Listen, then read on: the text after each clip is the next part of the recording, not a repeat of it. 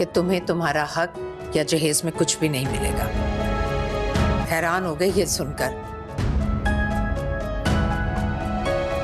कि चेहरे को धुआं धुआं होते देखा है।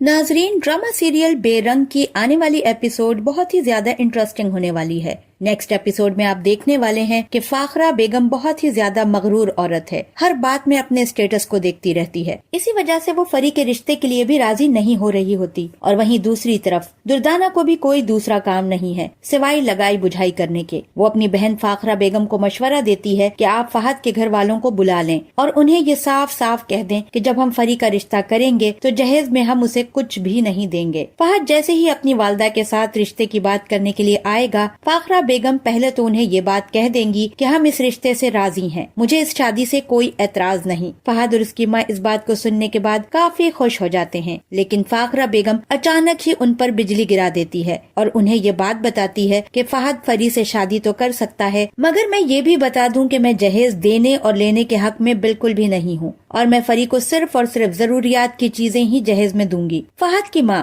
जैसे ही फाखरा बेगम की ये बात सुनती है, उनके चेहरे का रंग ही उड़ जाता है। उन्हें यकीन नहीं आ रहा होता कि फाखरा बेगम ऐसा कैसे कर सकती हैं। वो बिना कोई बात किए वहाँ से चले जाते हैं। फाखरा बेगम अपनी बेटी फरी को बुलाती है और उसे सारी हकीकत बताती है। मैंने फहद और उसकी माँ को रिश्ते के लिए बुलाया था, मैंने उन्हें साफ साफ कह दिया कि मैं फरी को जहेज में कुछ नहीं दूंगी। फाखरा बेगम फरी को समझाने की कोशिश करती है और उसे बताती है कि मुझे फहद और उसकी माँ लालची लगते हैं, इसलिए जैसे ही मैंने कहा कि फरी को जहेज में कुछ नहीं दूंगी तो वो लोग चुपचाप यहाँ से चले गए। और वहीं दूसरी तरफ फरी ये बात अच्छी तरह से जानती है कि उसकी माँ ऐसे राजी नहीं होगी।